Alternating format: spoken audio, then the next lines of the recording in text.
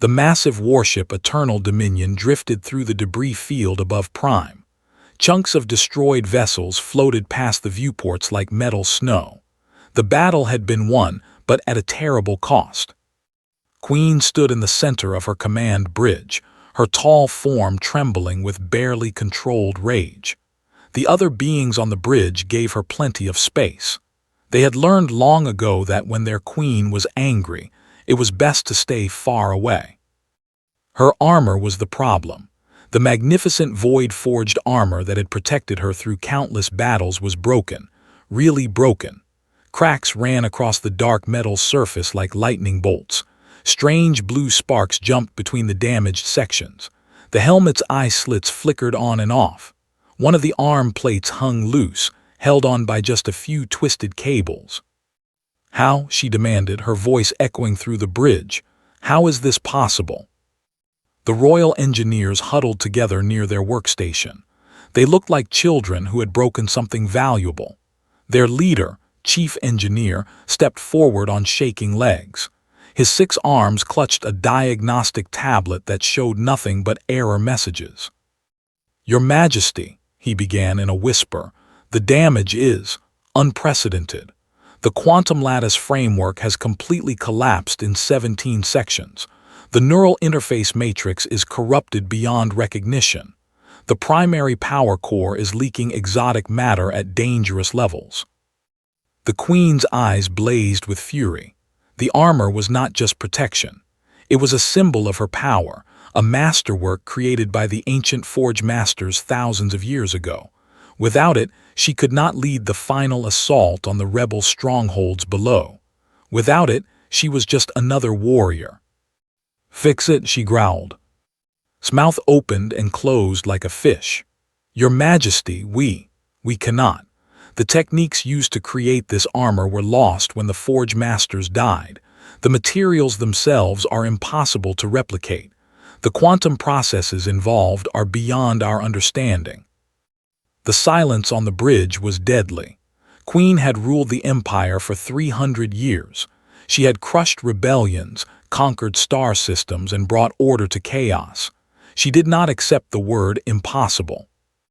"Then find someone who can," she said, her voice dangerously quiet. Another engineer, a young female named, spoke up nervously.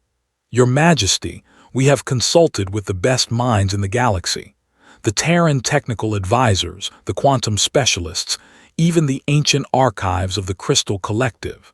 None of them have any idea how to repair void-forged armor."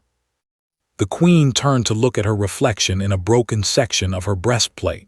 The image stared back at her, fractured into a dozen pieces. She thought about the battles still to come, the rebel leaders hiding in their underground fortresses, the soldiers who looked to her for strength and leadership, the empire that depended on her presence at the front lines. "How long?" she asked. Your Majesty looked confused. "How long do we have before the final assault begins?" The tactical officer, a thin named, checked his screens. 4 hours, Your Majesty. The ground forces are in position. The orbital bombardment will begin at dawn. 4 hours. The Queen closed her eyes and felt the weight of command pressing down on her shoulders. Her generals could lead the assault without her, but they all knew the truth. The rebels would fight harder if they knew she was not there. The Imperial troops would fight with less courage if they could not see her armor gleaming at the front of the charge. She opened her eyes and looked around the bridge. Dozens of aliens from different species worked at their stations, with their natural armor plating and multiple arms. Tall, graceful with their telepathic abilities. Short, stocky engineers with their natural talent for machines. A few humans scattered among the crew. Humans. The thought made her pause. The members of the galactic community, primitive by most standards but stubbornly useful in their own way. They had joined the war against the rebels 6 months ago, sending engineers and technical specialists to help the Imperial fleet. "What about the humans?" she asked suddenly. The bridge crew looked at each other with confusion, tilted his massive head. "Your Majesty, the humans know nothing about void-forged technology. Their own ships still use chemical rockets and metal hulls. They are barely past the stage of banging rocks together. The Queen studied the diagnostic readings on the main screen. Lines of alien text scrolled past in red, indicating system failures throughout her armor. The other engineers had given up. They saw impossible damage to impossible technology and accepted defeat. But humans, she had heard, were different. They did not accept defeat easily. They had a strange habit of finding solutions where none should exist. During the siege of Station, human engineers had kept the power grid running with spare parts and determination long after it should have collapsed. At the Battle of the Three Suns, human pilots had flown ships that were technically and somehow survived. "Bring me the senior human engineer," she commanded. "Your Majesty," protested, "with respect, this is beyond." "Bring him to me, now." The Queen turned away from her engineers and walked to the great windows that looked out at the stars. Below them, Prime spun slowly, its surface by the marks of war. In a few hours, the final battle would begin. Either she would be there to lead it, armored and strong, or she would have to watch from orbit as others decided the fate of her empire. She touched the largest crack in her breastplate and felt the sharp edge of broken metal. The armor had saved her life thousands of times. Now it was dying and taking her hopes with it. But perhaps, just perhaps, there was another way. Humans were strange creatures. They saw problems differently than other species. They had no respect for the word impossible. The Queen smiled grimly at her reflection in the damaged armor. "Let us see what miracles humans can work," she whispered to herself. Had been trying to stay invisible in the corner of the command bridge. As a human engineer attached to the fleet, he had learned that the best way to survive was to keep quiet and do his job. Most of the alien crew members barely noticed him anyway. He was not an impressive figure by galactic standards. Medium height for a human, which made him shorter than most other species. Brown hair that never stayed neat despite his efforts. Clothes that were always slightly dirty from working on machinery. His hands were rough, and from years of fixing things that other people said could not be fixed. Had been listening to the conversation about the Queen's armor with growing interest. He could see the diagnostic readings on his tablet, and they told a story that the other engineers were missing. The damage looked impossible, but had fixed impossible things before. When the Queen mentioned bringing in the senior human engineer, looked around for his boss. Chief Engineer was back on the human supply ship, dealing with a reactor problem. That left as the most senior human technical specialist on the bridge. The Queen's aide, a tall with golden skin markings, approached the group of humans near the back of the bridge. "Which of you is the senior engineer?" The other humans looked at each other nervously. Finally, a young woman named Sarah pointed at. "I guess that would be. He has the most experience with alien tech." Felt every eye on the bridge turn toward him. He swallowed hard and stepped forward. "That's me, Your Majesty, Human Engineering Corps." The Queen studied him for a long moment. Her eyes were a deep purple color that seemed to glow in the bridge lighting. She was easily 3 feet taller than him, and her presence was intimidating even with her damaged armor. "You believe you can repair my armor?" she asked. Before could answer, Chief Engineer laughed. It was not a pleasant sound. "Your Majesty, with all due respect, this human cannot possibly understand the complexities of void-forged technology.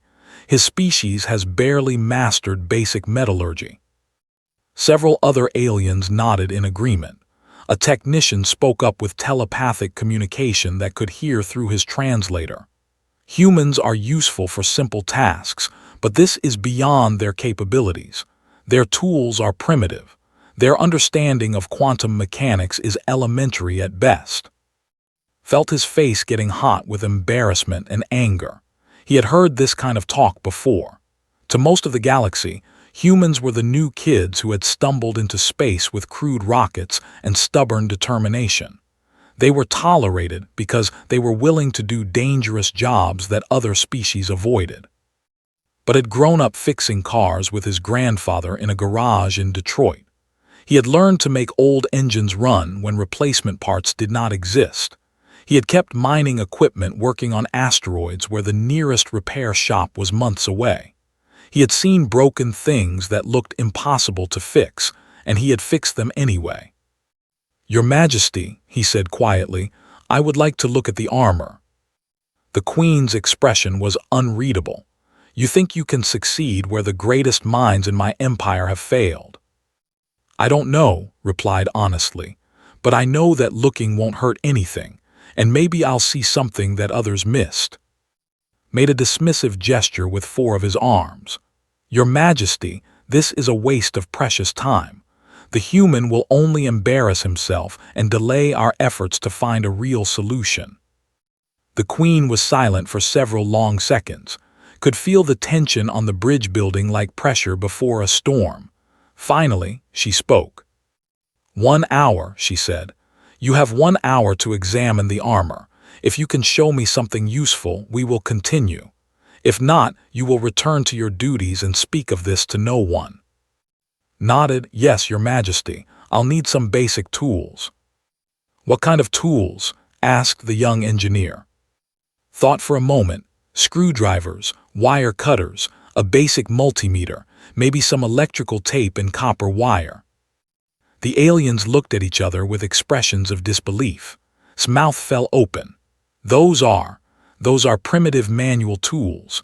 You want to work on the most advanced armor in the galaxy with equipment from a Stone Age workshop." "Sometimes the simple tools work best," said. The Queen gestured to her guards. "Escort engineer to my armory. Give him whatever tools he requests." She looked directly at, "Do not make me regret this decision." Followed the guards through the corridors of the massive ship. Other crew members stopped to stare at the human being escorted to the Queen's private armory. Word of what was happening spread quickly through the ship's communication systems. The armory was a large room with walls covered in weapons and equipment from across the galaxy. In the center, on a special display stand, sat the Queen's armor. Up close, the damage looked even worse than had thought. The armor was beautiful, even broken. It was made from some kind of metal that seemed to absorb light, giving it a deep, dark appearance. Strange symbols were carved into the surface, glowing faintly with their own inner light. The technology was clearly far beyond anything humans had created. But technology was technology, had learned that the same basic principles applied whether you were working on a car engine or a starship reactor. Things broke in predictable ways. Stress concentrated in specific areas. Electrical systems failed when connections were lost. Approached the armor slowly, like he was meeting a wild animal. He could see the guards watching him suspiciously. They probably expected him to do something stupid and damage the armor further. Instead, he simply looked. He walked around the armor stand, studying the damage patterns from different angles. He took out his tablet and started making notes and sketches. He did not touch anything yet. After 30 minutes of silent observation, began to see what the other engineers had missed. The damage was not random. It followed specific lines of force based on how the Queen moved in battle. The cracks started at stress concentration points and spread along the weakest paths through the material. The alien engineers had focused on the exotic technology and impossible materials.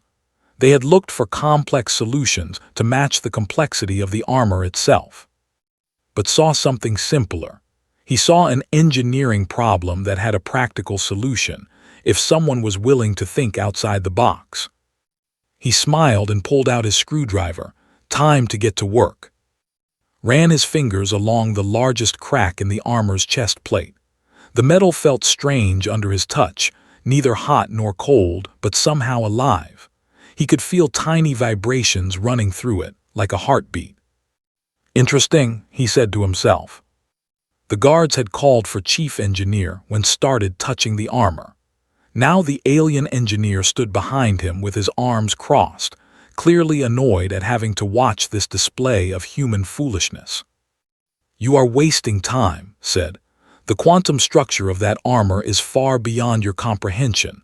You cannot repair what you do not understand." Nodded without looking back.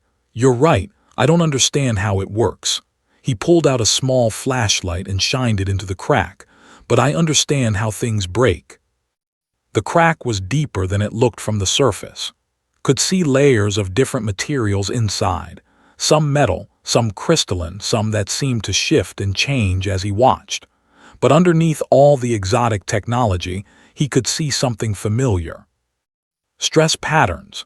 Every material, no matter how advanced, responded to force in predictable ways.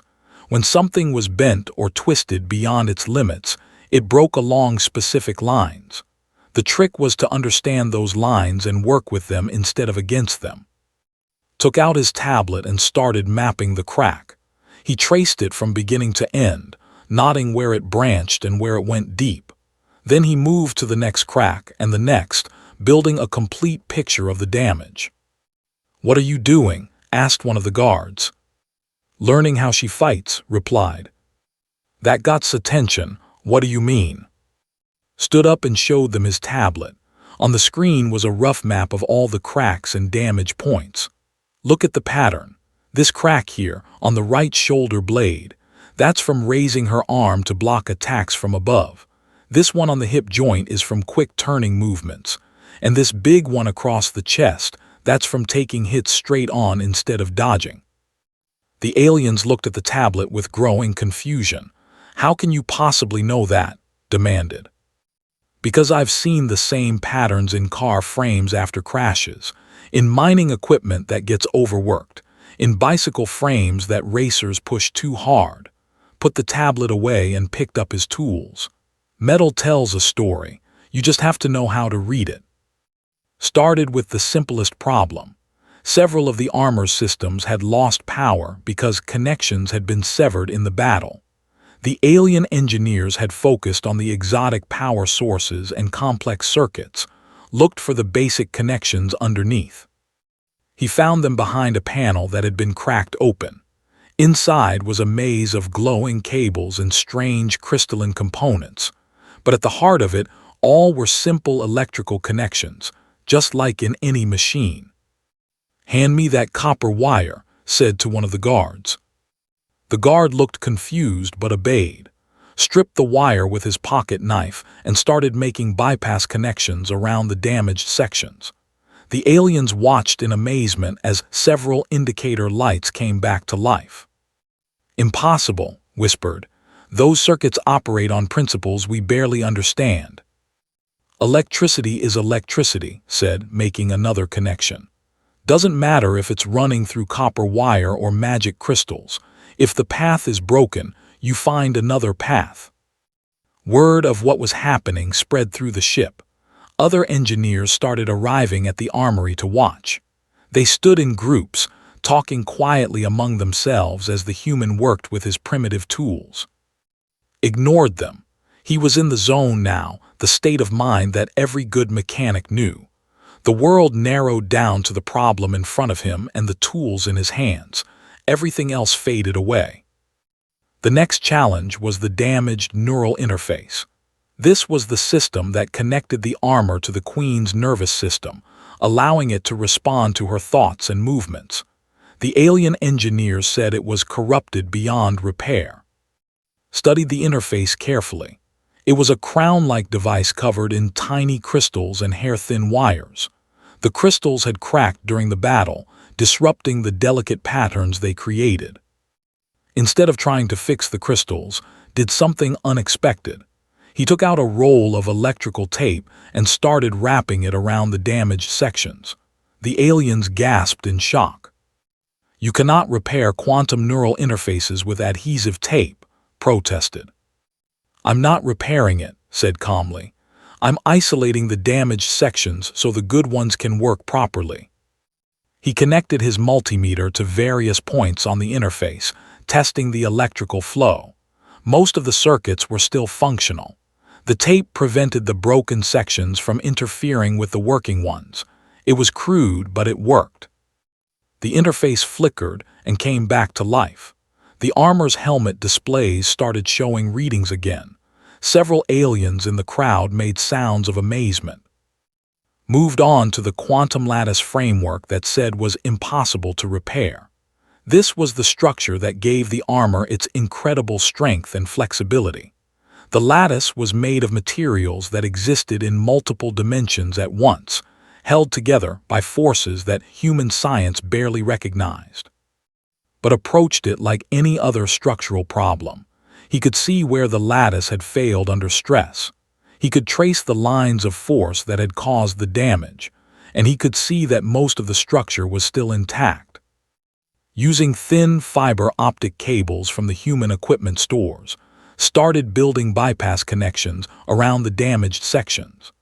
The fiber optics could not carry the same exotic forces as the original lattice, but they could provide structural support and redirect stress to stronger areas. "This is madness," said an engineer. "You cannot replace quantum lattice with primitive optical fibers." "I'm not replacing it," explained, threading another fiber through a gap in the lattice. "I'm supporting it, like putting a splint on a broken bone." As he worked, something interesting happened. The armor began to respond to his repairs in ways he had not expected. The quantum lattice seemed to adapt to the fiber optic supports, growing new connections around them. The neural interface learned to work with the electrical tape, finding new pathways through the isolated sections. The armor was not just being repaired, it was being improved. Hours passed, worked steadily, moving from one system to another. He used cable ties to secure loose components. He wrapped damaged joints with wire mesh to distribute stress. He rerouted power through human-made circuits when the original pathways failed. Each repair was simple by itself, but together they created a network of redundant systems and backup connections that the original armor had never possessed. If one system failed, others would take over. If stress built up in one area, it would be redirected to stronger sections. The aliens watching began to realize they were witnessing something unprecedented. The human was not just fixing the armor. He was making it better with tools and techniques that should not work. As dawn approached, stepped back from his work. The armor stood complete on its display stand, looking almost the same as before but somehow different. The cracks had been bridged with carefully placed supports. The damaged systems hummed with new life. "Done," said simply. Queen arrived at the armory as the first light of dawn filtered through the ship's viewports. She had spent the night packing her private chambers, trying to prepare herself for disappointment. The reports from her engineers had been confusing. Some said the human was making progress. Others insisted he was destroying the armor with primitive methods. Now she stood before her armor, studying it with experienced eyes. At first glance, it looked almost the same as before. The basic shape was unchanged. The dark metal still gleamed with inner light. But looking closer, she could see the differences. Thin lines of copper wire traced patterns across the surface where the worst cracks had been. Clear fiber optic cables formed a delicate web around the joints. Black electrical tape covered several of the neural interface crystals. It looked like someone had performed surgery on the armor using spare parts from a scrap yard. "It looks," she began, then stopped, not sure how to finish the sentence. "Different," supplied helpfully. He looked exhausted. His hair was messier than before, his clothes were covered in oil stains, and his hands were cut from handling sharp metal edges. But his eyes were bright with satisfaction. "The damage has been repaired?" the Queen asked. Stepped forward, his expression confused and slightly embarrassed. "Your Majesty, the human has done something. The armor systems are operational. All diagnostic tests show green status, but the methods he used..." The engineer gestured helplessly with 4 arms. "They should not work. By every law of physics and engineering we know, these repairs should have failed." Wiped his hands on a dirty cloth. Sometimes the laws of physics are more like suggestions. You just have to be creative about how you follow them. The Queen approached the armor slowly. She could feel the power radiating from it, stronger than before. The neural interface crystals that had wrapped in tape were glowing brighter than the undamaged ones. The quantum lattice seemed to pulse with new energy. "Explain," she commanded. Picked up his tablet and showed her the diagnostic readings. "Your armor was designed by engineers who thought in terms of perfection. Every component was precisely tuned for specific conditions, but that made it fragile. When one thing broke, everything else started failing too." He pointed to the fiber optic cables he had installed. "These create backup pathways. If the main quantum lattice fails in one area, the stress gets redirected to stronger sections. The armor adapts instead of breaking." "And this," the Queen touched one of the tape neural interface crystals. The damaged crystals were creating interference with the working ones. The tape isolates them electrically while still allowing quantum resonance through the adhesive matrix. Grinned. "I have no idea why that works, but it does." Chief Engineer looked like someone had explained mathematics using finger paints. "This is not how advanced technology is supposed to function. These materials and methods are incompatible with void-forged systems." "Are they?" asked. "Because from where I stand, everything seems to be working pretty well." The Queen studied the readouts on the diagnostic screens. Every system showed optimal performance. Several showed levels above original specifications. "How is this possible?" Set down his tablet and looked at the armor with pride. "Your engineers focused on understanding how the armor was supposed to work. I focused on understanding how it actually works. There's a difference." He walked over to the armor and ran his hand along one of the copper wire traces. This armor wasn't just built by the Forge Masters. It was used by warriors for thousands of years. Every battle, every hit, every repair changed it slightly. It learned and adapted, but only within the limits of its original design. The Queen felt a chill of understanding. "You gave it new limits." "Exactly. The fiber optics let it distribute stress in ways the original designers never imagined. The bypass circuits let it route power through alternative pathways when needed. The isolation tape lets damaged components work alongside healthy ones instead of interfering with them." Pulled up another screen on his tablet. "But the real breakthrough came when I realized that your armor doesn't just protect you, it learns from you. Every time you move, every way you fight, it memorizes and adapts. The original damage happened because it had adapted as far as its design allowed." The Queen stared at the armor with new eyes. She had worn it for centuries, fought thousands of battles. She had always known it responded to her thoughts and movements, but she had never considered that it might be learning from her. "So what you have done is given it room to grow," finished. "The redundant systems, the alternative pathways, the adaptive connections. Now when it learns something new about how you fight, it can change itself to match. Instead of accumulating stress until it breaks, it redistributes that stress to become stronger." A young engineer who had been watching spoke up hesitantly. "If this is true, then the armor is no longer the same artifact created by the Forge Masters. It has become something new." Nodded. "Something better. The Forge Masters were incredible engineers, but they thought in terms of fixed solutions, perfect answers to specific problems. Humans think differently." "How do we think?" the Queen asked, genuinely curious. "We think in terms of good enough and then we make it work anyway," replied with a grin. "We assume things will break, so we build in ways to fix them. We assume conditions will change, so we make things that can adapt. We don't try to prevent problems. We just make sure we can solve them when they come up." The Queen looked around the armory at her gathered engineers. They were all staring at with expressions ranging from confusion to amazement. These were some of the beings in the galaxy, experts in technologies that humans could barely comprehend. Yet a human with simple tools had accomplished what they considered impossible. "The battle begins in 1 hour," she said finally. "I will test these repairs in combat." looked alarmed.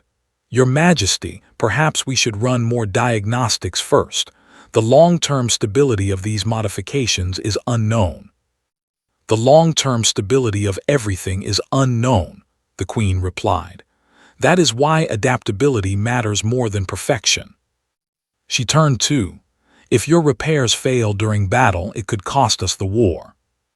Met her gaze steadily. "Your Majesty, if I thought they would fail, I wouldn't have made them. But even if they do, they won't fail worse than the armor was already broken. At worst, you're back where you started.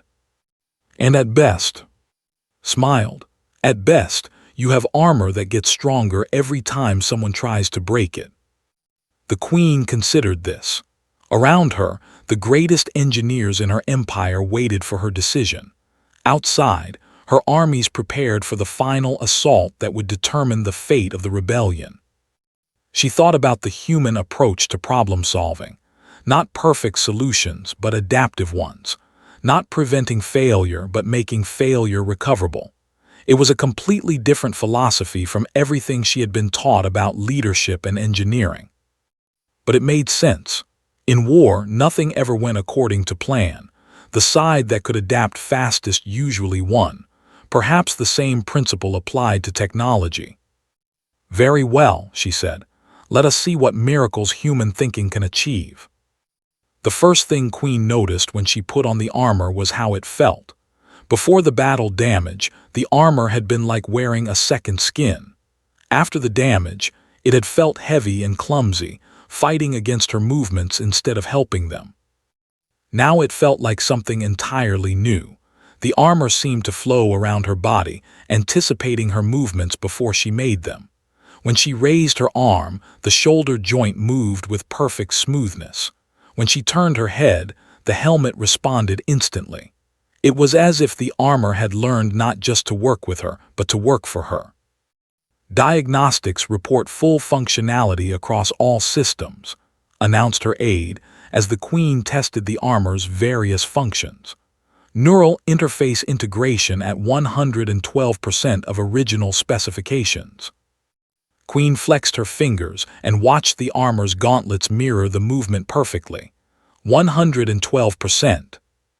Who had been invited to observe the armor tests, nodded with satisfaction. The isolation tape lets the undamaged crystals work more efficiently.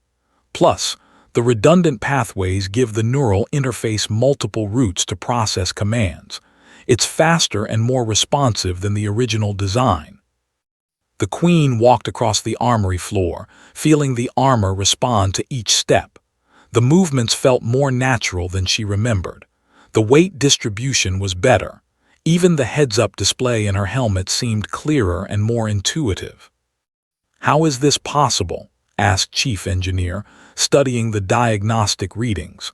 "The performance improvements make no sense. The modifications are primitive compared to the original technology." "Sometimes primitive works better," replied. "Complex systems fail in complex ways. Simple systems fail in simple ways that are easier to fix." An alarm sounded throughout the ship. The final assault was beginning. The Queen looked out through the armory's viewport at the planet below. She could see the flashes of orbital bombardment lighting up the rebel strongholds. Soon, she would need to join the ground forces for the final push. "Your Majesty," came the voice of her military aide over the communication system, "they are ready for departure. Ground forces are requesting your presence at the forward command post." The Queen nodded and moved toward the armory door. As she walked, she became aware of something new. The armor was not just responding to her movements, it was learning from them. She could feel it making tiny adjustments, optimizing the power flow to her leg servos based on her walking pattern, adjusting the helmet display based on how she preferred to view tactical information. "Remarkable," she whispered. The journey to the planet's surface took 30 minutes in the armored. During the flight, Queen tested every system in her armor. The weapons interfaces worked flawlessly. The shield generators showed power levels above maximum rating.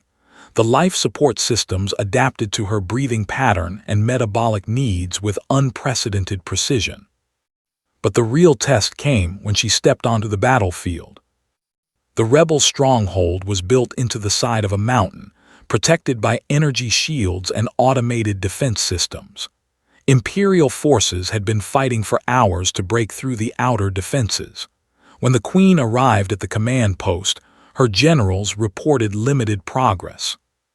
"The rebels have concentrated their heaviest weapons at the main entrance," explained General, a veteran warrior.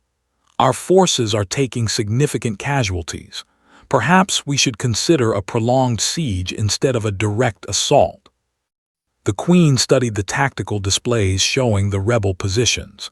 In the old days, she would have led a frontal charge, trusting in her armor's protection and her own skill to break through enemy lines. Now, she found herself thinking differently.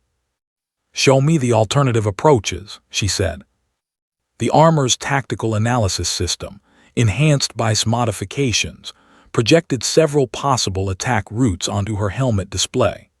The system had learned her preferences for bold but calculated risks.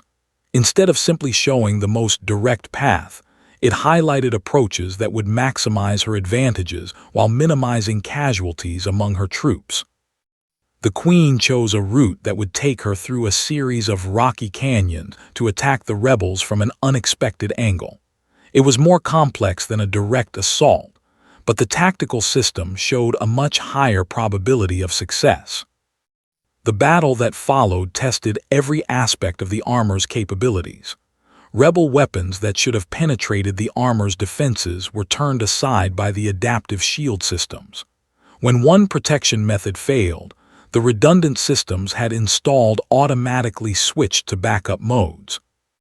During a particularly intense firefight, a rebel plasma cannon scored a direct hit on the Queen's chest plate.